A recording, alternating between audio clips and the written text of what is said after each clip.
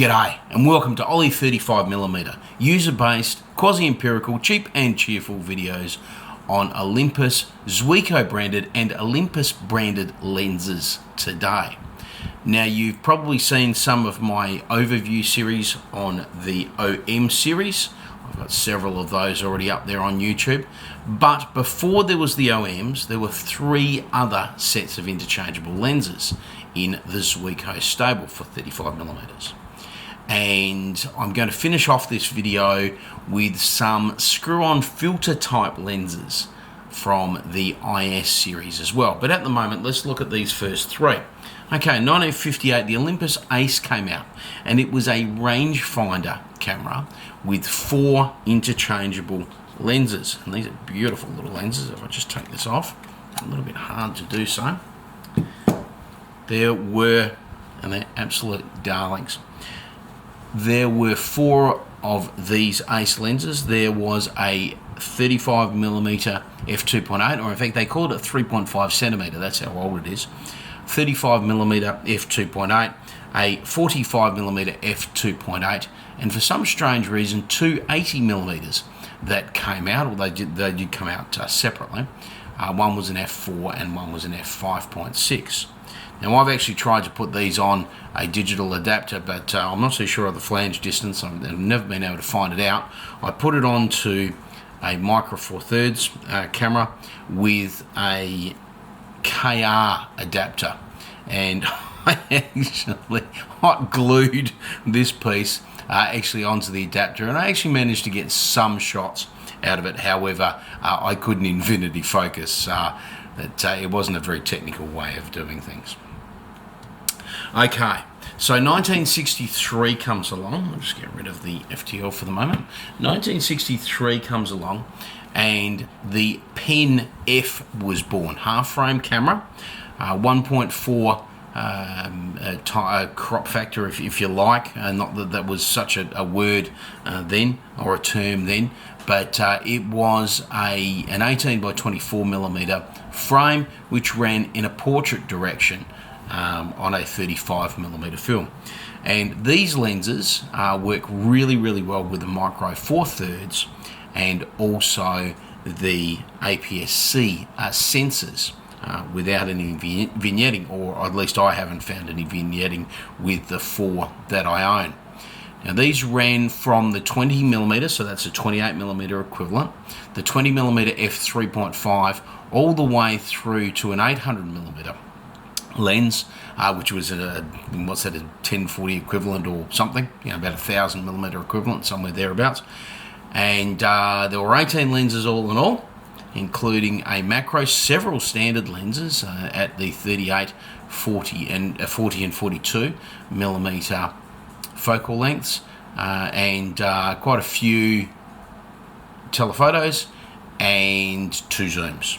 Now, what I have out of those is I'll just take this off, the 38mm f1.8, which is probably the equivalent of the 50mm f1.8 in the OM line, in the fact that you would find these mainly on the Pen F, the Pen FT, which is this particular model, and the Pen FV, more likely than any other lens.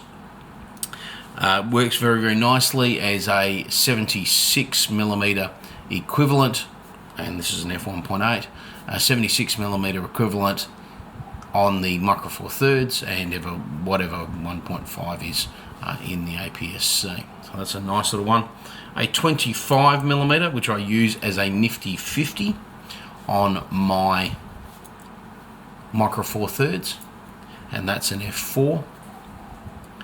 A 100mm f3.5 and a 100 to 200mm zoom. Now the problem with the zoom is that it has to be manually closed down via this ring, so you have to close down the iris diaphragm via this particular ring here. And so the idea is you focus with it open and then you close it down. Now one good thing about the lenses, not so much this one because that's the one that you have to close down. But one nice thing about these, which I haven't seen anywhere else, is you can actually lock your oops, sorry, I got the wrong spot there. You can actually lock your IS diaphragm in if you wish, which is quite interesting. Okay, so that's the Pen F line of lenses. I'm very, very happy with the 3 primes that I own. Not so enamored with the 100 to 200. It's hard to use, and I didn't think that the quality was really too good. But let's face it, this is a very, very early zoom. I'm not too sure when they came out, but 1963 was the first of the line. They went through to 1972. So 1972 Photokina, they brought out the OM series. However, there was a stopgap model. I'll just grab it over here, and that is the Olympus FTL. And the Olympus FTL had 6 M42 mounts, a screw mount, M42 mount lenses with it, and they ranged from a 28mm f3.5 through to a 200mm f4. Now, most of these lenses are very hard to come by, and I've only been able to manage to get the 50mm f1.8 and the 135mm f3.5. Now, if you want to use these on an adapter, you will actually have to take out a pin, which is here. It's a little locking pin. Actually, you have to pull the lens apart, and I wouldn't recommend that you do it yourself. I must admit, I did it myself, but I don't think I'll ever get the pins back in. So you might want to take it to a camera technician if you want to actually do this. Take out this little pin, and the whole idea of this pin was it actually had a lens shutdown function on it for the screw mount. It was actually quite an amazing little invention, which a lot of the screw mount lenses didn't have, and that pin needs to disappear before you can actually properly fit it onto an adapter for a digital camera. But I've done that with both of these, and I think these lenses are not quite, but almost as good as the OM series equivalent, although they are quite a bit heavier. Although this one is probably roughly about the same size as the f3.5 in the OM line, but I think it's a little bit heavier. So very, very interesting series, the FTL. All right, to finish this off, I want to actually bring to you the first non-Zuiko lenses. And these are actually, they're not bayonet mount or screw mount. They are actually lenses that actually screw onto the front of the IS series, or in Japan it was the L series, the I series of cameras, to actually extend the range of the zoom. Now this is an L2, so it's a Japanese model of the IS 2000, and has a 35 to 135mm range on it. So it's quite reasonable. But if you wanted that a little bit more, you can put on the A200, and these figures here generally tell you what the focal length gets changed to. The A200 lens, which gives you a 200mm range, so it goes up to 200mm. But wait, there's more. You can get the A28. I'm hoping that's in focus there. The A28 converter, which takes it, and obviously you have to unscrew this one because you can't put them on together. And these are 49mm mounts, by the way, for the IS 1000 and the IS 2000. And then you would screw this on, and you would get then a 28mm range. So with the IS2, you can actually, with the IS2, which was the American, the IS 2000 or the L2, which is this particular model here, you can actually get a range of 28mm to 200mm with these two extra lenses. But wait, there's more again. Amazing, you say. Okay. With the L2, there are two close-up lenses, or macro lenses, one at 40 centimeters and one at 13 centimeters, and this will actually give you 1-to-1 macro on the L2. It's the only of the IS series that will actually allow you to do that. These are quite amazing lenses, and they're 2-element lenses. So they're lenses in their own right. All of these are lenses in their own right, but they don't have the Zuiko branding on them. They only have the Olympus branding actually on them. Now, I have used some of these and played around with them on the front of 49mm filters and 55mm filter ring lenses. I don't have any samples of them. I don't think it's really worthwhile. However, they're there if you want to play with them.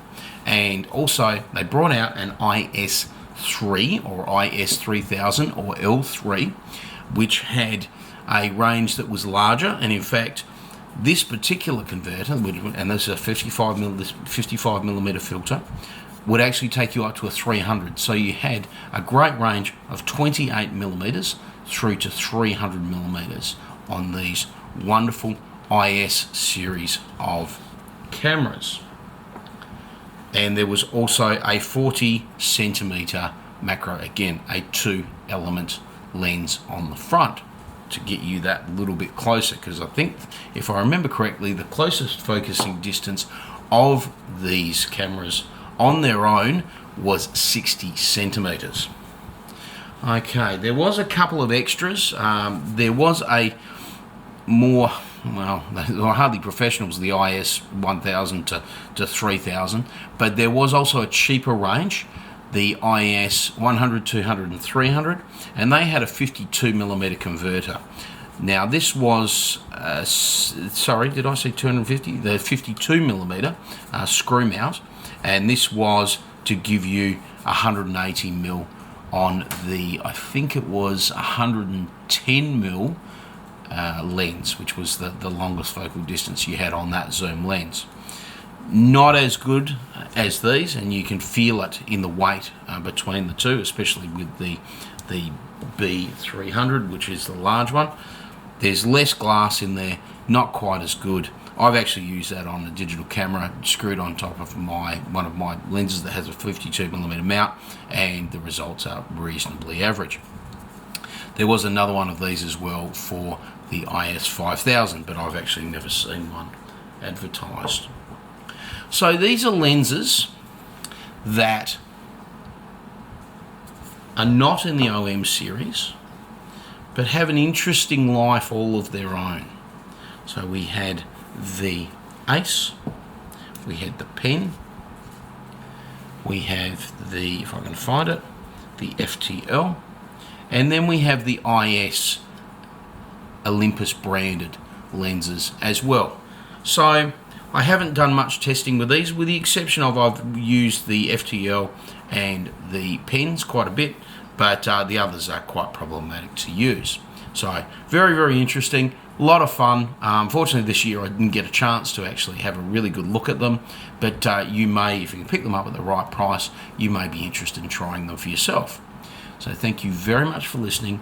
Thank you very much for watching. We'll talk to you next time. Bye.